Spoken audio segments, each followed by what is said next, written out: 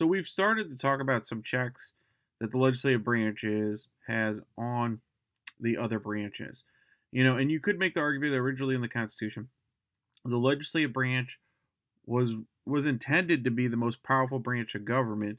I mean, the founding fathers did in fact make it the Article 1, the first article of the Constitution after the preamble, which tells you how much they valued the power of legislative branch. And we're going to talk about some powers they have that are exclusive, but also historically, if we remember reading American history, the executive branch has definitely gained a lot of power, and especially the judicial branch lately. The judiciary has really gained a lot of power in the last 100 years, and we're going to talk about how they can check the other branches. And so let's look at here. Congress can check the president by what's called approving his or her nomination. So he has a couple kinds of nominations. He has to nominate federal judges, not just Supreme Court, um, and they can reject them. Supreme Court is what really matters, or they can slow the process down. We saw this done by the Republicans to President Obama. Really slowed down a lot of his nominations in his first term. Because they could do what's called, they had enough votes, they had the dominant part of the Congress after the first 2 years, and that slowed him filling positions that were vacant. On the other hand, we saw the opposite because President Trump, in 2016, when he came in, he had a majority in the Senate of Republicans, and they actually accelerated and moved very quickly through his judge selections, and he chose a lot of conservative judges that they pushed through very quickly and very fast, and that would basically be in their benefit.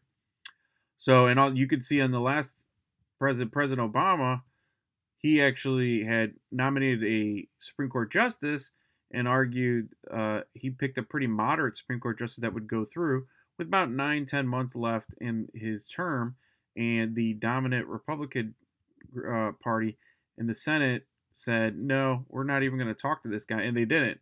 Where on the other side, you can see a President Trump chose a Supreme Court justice within something like less than 30 days before an election, and she was pushed in very quickly and was confirmed right before an election. So that's a big power. But also, they can approve his cabinet members. So remember, he's got these many cabinet members, and we're going to get into that when we do the executive branch more. And those are some big powers that they have. And they have to if there's 60 votes, they don't have to deal with the filibuster. If there's less than 60 votes, the Democrats, who were in the minority at the time, could try to filibuster. But now the tide has switched. The Democrats are in the majority, but only by one vote, and that's only if Kamala Harris will actually break the tie. So it's going to be interesting to see what happens. Now, they can also override vetoes of the president. So just because the president says no, does that make it the end-all, be-all to a bill becoming a law? But it's very hard to override a veto. It does happen, but you'd need 2/3 of the House and 2/3 of the Senate and a majority to both agree that the president's veto is not good and that they still want this bill to become a law. So that means you have to get 67 senators out of 100 to pass a bill. So you would have to have either, depending on who's president, the Democrats or the Republicans break with their party on this or go against the president. This is much more likely to happen in the second term of a president when they're kind of lame duck as the last 2 years of a presidency, where they don't have much power at all. Or you've even seen with even President Trump, he's lost a lot of power just in the end of his first term and has lost the election. So you could see that's much more likely when they start vetoing. When they first are elected, that's when they're the most powerful and they can actually get stuff done. But it isn't they do overturn presidential vetoes. So bills can still become laws without the president. And finally, probably the most popular a lot of people talk about, but not the most common, much more likely to veto or turn down Senate or to advise the consent to turn down treaties if you're the Senate, turn down federal judges if you're the Senate, or turn down cabinet members if you're the Senate is much more common. Also, vetoes are overridden almost every administration. That does happen. So an impeachment is incredibly rare. And there's only been 3 presidents impeached in the history of the country. Andrew Johnson right after the Civil War, who was Abraham Lincoln's vice president. And we'll get more into that. Bill Clinton in the 90s. And then finally, Donald J. Trump, who's been impeached and then possibly could be impeached again. And they can actually impeach, and then the next part is remove him. So impeachment is the process of a trial to remove him. So the House does that. And we'll talk about. There's Capitol Hill, and you can see that's where the House and the Senate are, with the big dome, the big Roman-looking style dome with the Greek columns. So here's my question. First question: which of the following is the most likely consequence of a divided government? So if you get divided, meaning like the Republicans and Democrats don't get along, or say there's 50-50, like Democrats and Republicans, or it could be other parties in the future, right, that divide the Senate or the House of Representatives.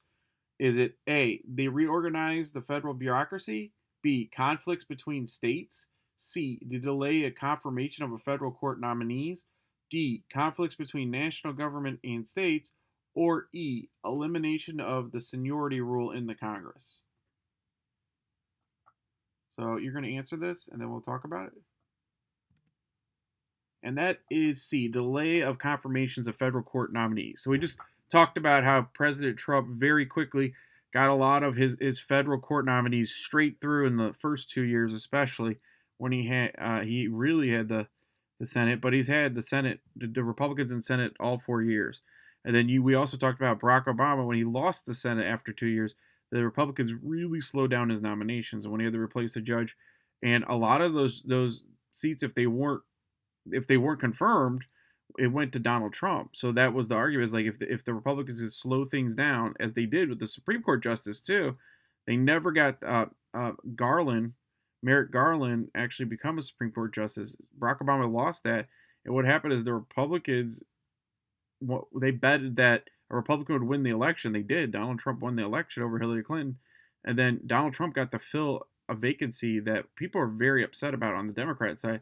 They said that Barack Obama almost had a year that he had selected this guy, and they wouldn't even talk to him. So that is the right answer. Okay.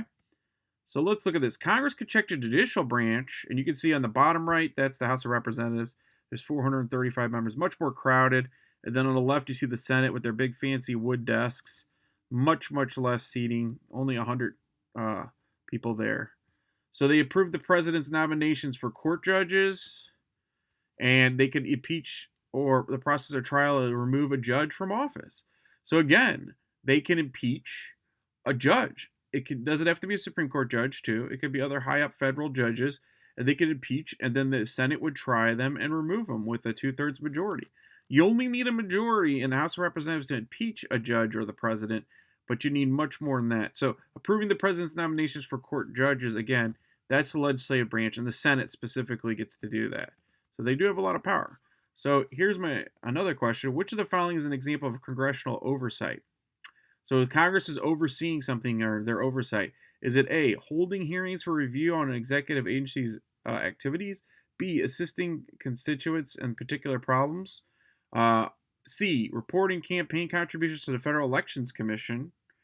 Okay, so those are the ones that regulate the Elections Commission and see where the campaign financing is going. Somebody's breaking laws. Signing trade agreements with other countries without input from the president. Conducting ethics investigation on congressional leadership. So what is an oversight power that Congress actually has? I want you to think about that. Okay, and hopefully you put A. Oh, I'm sorry. You put A, which is holding hearings to review an executive agency's activities. So they could actually do that. They could hold a hearing, which is they could request people, they could give subpoenas to people to come to court from an executive agency, and they can ask them questions, and they can see what's going on. They can investigate, and depending on the nature of the content of what they're talking about, if it's top secret stuff with the military, then it might be a closed hearing, just because of the documents and what they're talking about is not meant for our enemies to know about, or it could be they challenge the safety of America. Or it could be an open hearing where we could just watch it on C-SPAN, or you could watch it later on YouTube now and see what were the questions they are asking these people. And that has actually happened a couple of times under the Trump administration. They had several hearings with questions for the executive. It doesn't happen as often as it did under the Trump administration, but it does happen. Okay, so let's talk about this impeachment. So impeachment is the indictment, which means formal charges that steps have to be taken by Congress to try or remove a U.S. official from office, i.e., federal judges, civil servants, and the president. So, just to be clear, congressmen and women cannot impeach themselves. I know some people are upset about like some senators that challenged the election. A Republican senator said that the election is not valid, and they challenged it, and they kind of broke the rules of the House during the on Capitol Hill during the actual counting of the electoral college ballots, like Josh Hawley, who is our senator. However, you can't impeach and remove Josh Hawley. That's not a power given to Congress. You can censure him, which is this idea that you could publicly denounce him in the Senate or in the House, and that would be a public announcement, but wouldn't take any of his powers away because he's an elected official. So actually, House reps and senators have a lot of stability once they get in because they're elected by the people. But on the other side of it, they can impeach or remove. They can impeach or remove the president, judges, federal judge, and civil servants are people that are selected to work for the country by the government of our country. So a civil servant that works for us. So it could be a judge, or it could even be a general or something. Yeah, it could be a civil servant. I'm sorry, not military. Civil servants could be federal judges are really good examples as well. So the president is probably the most popular, and impeachment does not happen much. Only the House of Representatives can impeach an official with a simple majority. It's easy to actually do. You just need a majority of the House of Reps, and that's why you could see that Donald Trump, was impeached with pretty large majority on the Democrats in the last term. This new House is going to have lesser votes. However, they still have enough to impeach. They literally just need a majority. But impeachment is not, in fact, removing. It's not the trial. It's just an indictment. It's like saying you have to go to court. So you still have due process. The president would, or the judges would still have the ability to prove their innocence. Now, this is the hard part. Only the Senate can remove an official with a 2/3 majority vote after a trial in the Senate. 2/3, so 67 out of 100 senators have to agree. And I don't know how you've noticed, just like in our class, if I ask about like a review session or something, like what's a day that works for everybody, it's virtually impossible to get 2/3 of anybody to agree on anything. So this really falls a lot of times rank and file down the parties, and you can see the Republicans stood firm against Donald Trump being removed, except for Mitt Romney's the only one I think that accepted one of the charges against him. Uh, and he took a lot of slack for it. People are very upset with him on the Republican side. So those are things to think about. All right, and impeachment for here's some of the crimes: treason. So it could be something like, yeah, working with a foreign government. The founding fathers were really nervous about this. That's why it is actually in the Constitution the president has to be born an American in America, because they were scared that, it sounds strange today, but at the time it really made sense because you'd think if they were born in England, they might try to bring America back to work, Great Britain and the Royal Highness or King George or a king, and bring it back to the monarchy. Bribery, so getting paid for their power or knowledge. I mean, think how much power the president of the United States has. He knows what all the stock market is going to probably do. He can tell you when businesses are going to have problems or not because he understands the economy. Because he has the head of the Federal Reserve advising him. He has economic counselors. They have inside information on trading stocks, bonds, all this stuff. It could make anybody super wealthy. Um, and if he just got paid some money, he could let somebody out of jail with a pardon. There's a lot of things he could do with this power. High crimes and misdemeanors. What does that mean? That's a good question. We know what misdemeanors and high crimes. That's kind of up in the air. What do you consider a high crime? And that's been a big debate. So, was President Trump was charged with this idea of basically using his power to deal with a foreign entity with the um, and putting unethical pressure on saying, look, I'll give you the money and I'll get you the weapons to Ukraine if you find some stuff on Joe Biden's son, or if you give me some terrible, trashy things that make my enemy, the Democratic Joe Biden who's running for president, look bad. Can you do that? No. I think most people might consider that a high crime. Others didn't. Other people didn't. So it gets very complicated. Is it killing somebody a high crime? Well, the president orders people to die, or to be, well, not to die, but I mean orders them to go to jail, and he does order people to die. He'll send drones in and kill people. He has that power. Foreign nations, he can okay an attack. And this is where it gets very philosophical and ethical on what is a high crime and a misdemeanor, and the Constitution doesn't really clearly define it. It just this is what it states. Also, about 20 federal officials have been charged since 1788, and the actual Constitution was completely ratified, and so there's only been 20 federal officials that ever been charged. 8 were charged and removed. 4 have resigned, and 8 have been acquitted. And also, Richard Nixon would have been probably removed or in charge, but he resigned before he even got to that point. So he's actually not in that 20. So we know of at least 21 people that have gotten to that point. So here's some of the most famous ones. Obviously, the presidents. So no sitting president has ever been removed from office. That tells you how hard it is to actually remove the president. You can impeach them. That's happened to 3 presidents, but we never actually removed them. And again, Richard Nixon's a trick question. Watch out for that on tests. Richard Nixon was never impeached.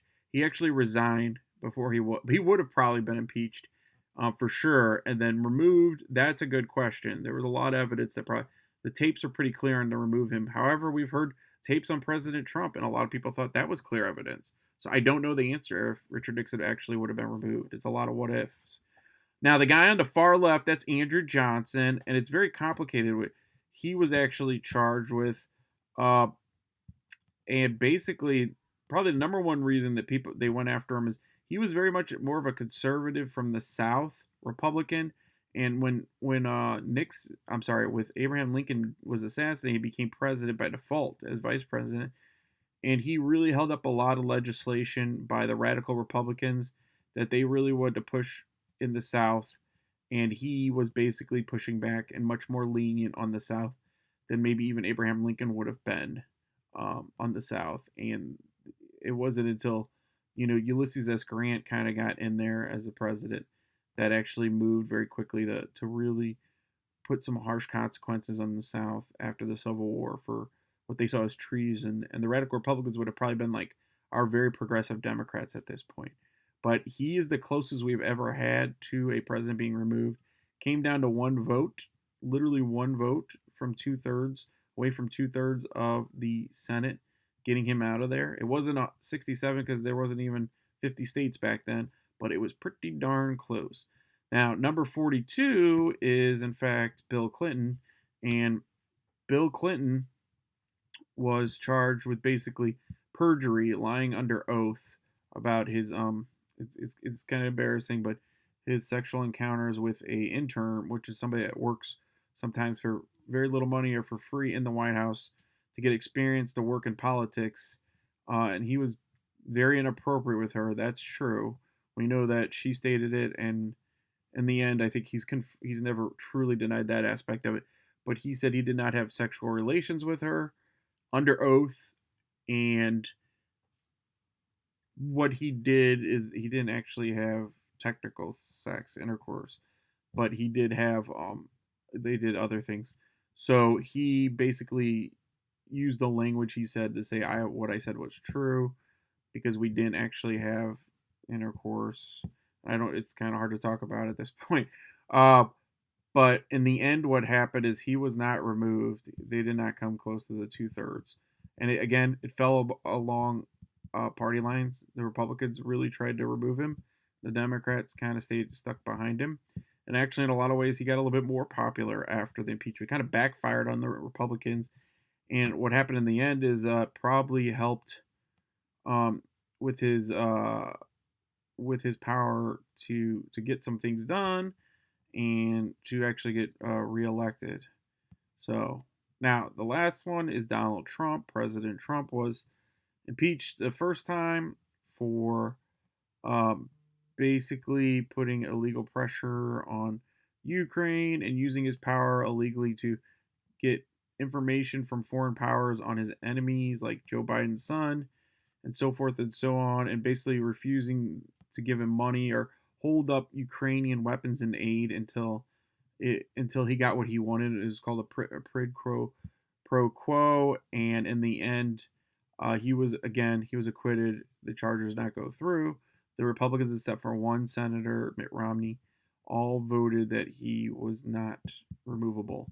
So they did not come close to the 2/3, and I think most people thought that is what was going to happen. And so none of these guys were removed. And there is the one judge with the long hair and he's the second pitcher, and that's Samuel Chase, and he's been impeached but not removed. So there was a Supreme Court judge and three presidents, and none of them have actually been removed. Now, why is this important? Well, if this was to actually happen, the talk with Trump is if you impeach him, yes, that's nice, but it just basically subpoena him to go to court. Here's the thing: if you win, if they're actually removed, they can no longer run for president of the United States again. They're a criminal. They could go to jail. There's all kinds of crimes you can, but you are judged by the Senate instead of a judge in this case.